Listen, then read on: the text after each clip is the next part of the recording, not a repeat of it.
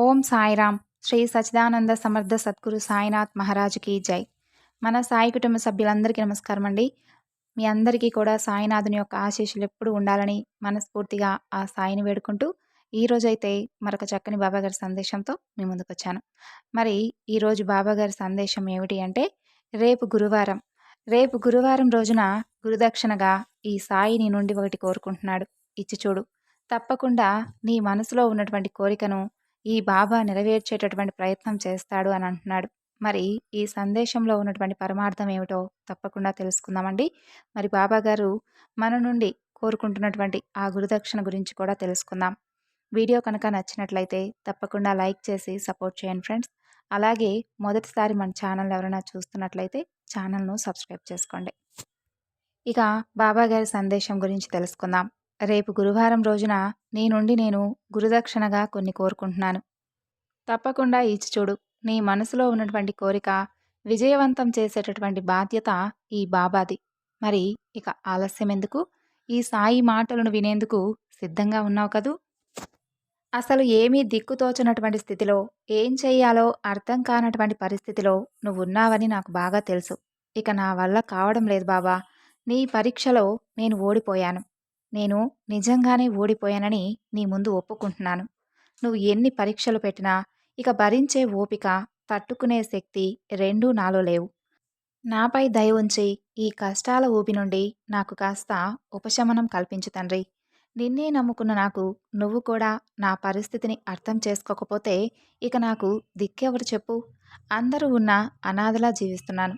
నా మనసులో ఉండే భీకరమైనటువంటి ఆందోళనలు, భయాలు, బాధలు ఎవ్వరికీ చెప్పుకోలేక నాలో నేను ఎంతగా సతమతమవుతూ ఉంటున్నానో నువ్వు చూస్తూ ఉన్నావుగా. నాకు తండ్రిగా, గురువుగా నాకిచ్చే ధైర్యాన్ని, ప్రోత్సాహాన్ని ఇస్తూనే ఉంటున్నావు. కానీ కాలం పెట్టేటటువంటి పరీక్షలో నేను గెలవలేకపోతున్నాను. నిజం చెప్పాలి అంటే నరకాన్ని అనుభవిస్తున్నాను. విధిరాతను సైతం ఎదిరించగలిగినటువంటి శక్తి నీకుంది కదా బాబా. మరి ఇంకా నాపై నీకు జాలి కలగడం లేదా అని నువ్వు నన్ను అడిగినటువంటి ప్రశ్నకు ఈ బాబా సమాధానం చూడు. విధిరాతను సైతం ఎదిరించే శక్తి మీరు చేసేటటువంటి పనులపై ఆధారపడి ఉంటుంది.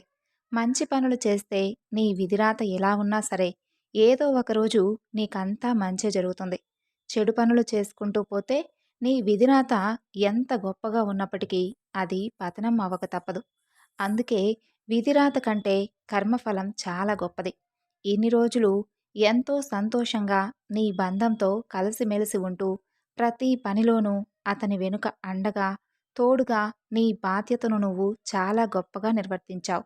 కానీ కొన్ని అనుమానాల వలన నీ జీవితాన్ని నీవు శాశ్వతంగా కోల్పోయేటటువంటి పరిస్థితిని తెచ్చుకున్నావు. ఒక్క మాట చెబుతాను, గుర్తుంచుకో. తొందరపడి ఎప్పుడూ కూడా ఎవ్వరినీ పూర్తిగా తెలుసుకోకుండా నిందించకూడదు. అన్న మాటలను నువ్వు వెనక్కి తిరిగి తీసుకోలేవు కదా. మంచి మనుషులను, నీకెంతో దగ్గరైనటువంటి నీ బంధాన్ని అనుమానం అనేటటువంటి పెనుభూతంతో నీ మాటలతో హింసించి కోల్పోయావు. అంటే నువ్వు చెడ్డవారితో స్నేహం చేస్తూ వారు చెప్పేటటువంటి ప్రతి విషపు మాటలను నీలో నింపుకొని చివరకు అది ఒక పెద్ద అగాధంలో పడేలా నీకు నువ్వుగా సృష్టించుకున్నావు. ముందు మీరు ఎలా ఉండేవారో ఒక్కసారి గుర్తు చేసుకో. నీకంటే వారి గురించి ఎవరికీ తెలియదు కదా. ఏది మంచో ఏది చెడో తెలుసుకునేటటువంటి జ్ఞానం నీకు చాలా బాగా ఎక్కువగా ఉందని అనుకుంటున్నాను. అది నీ వల్ల కాకపోతే కనీసం మౌనంగా ఉండడం చాలా మంచిది. అంతేకాని తెలిసి తెలియనటువంటి ఆలోచనలతో ఎవరో ఏదో చెప్పినటువంటి మాటలను నమ్మి నీ జీవితాన్ని అంధకారం చేసుకోవడంలో నీలో నాకు అమాయకత్వం, అజ్ఞానమే తప్ప ఇంకేవీ కనిపించడం లేదు. నీలో ఎవ్వరినీ నీ మాటలతో కానీ నీ ప్రవర్తనతో కానీ బాధపెట్టి నీవు సంతోషించేటటువంటి ప్రవర్తన అయితే ఎప్పుడూ లేదు. కానీ అది ఎప్పటి నుండి మొదలైందో నీకు నువ్వే ఒక్కసారి ఆలోచించుకో.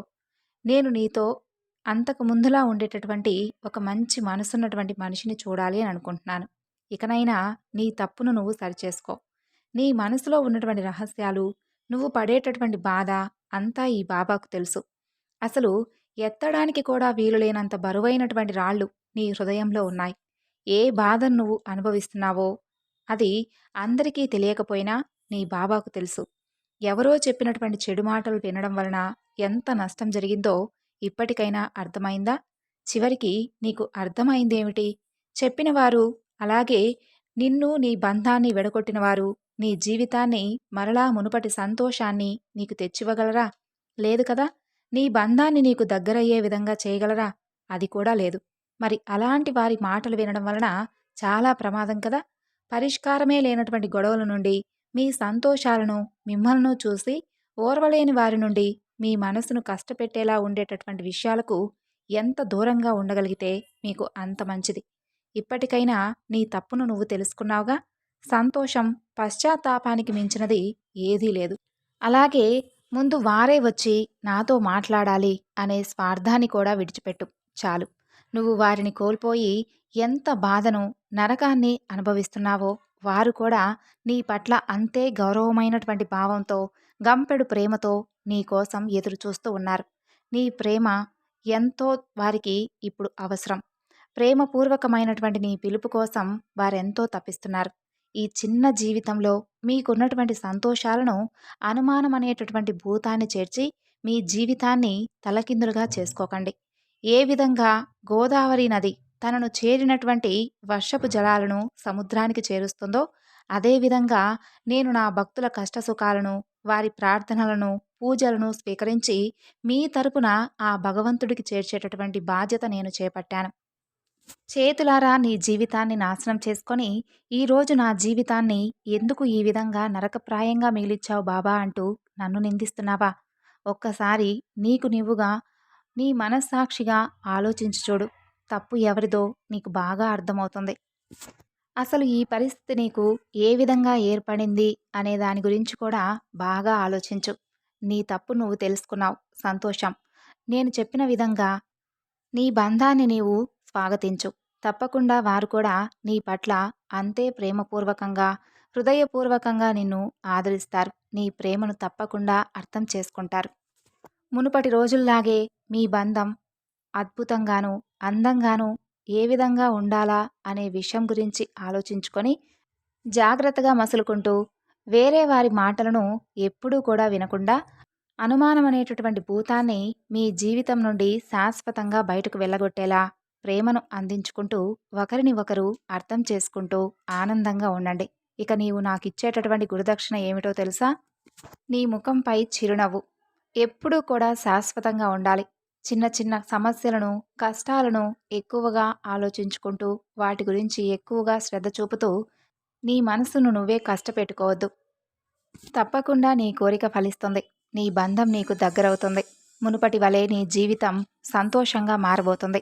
ఈ సాయి మాటను నమ్ము. సంతోషంగా ఉండండి. సో విన్నారు కదండి ఈరోజు బాబాగారి సందేశం. ఈ సందేశం మీ అందరికీ నచ్చింది అనుకుంటున్నాను. నచ్చితే తప్పకుండా మరికొంతమందికి షేర్ చేయండి.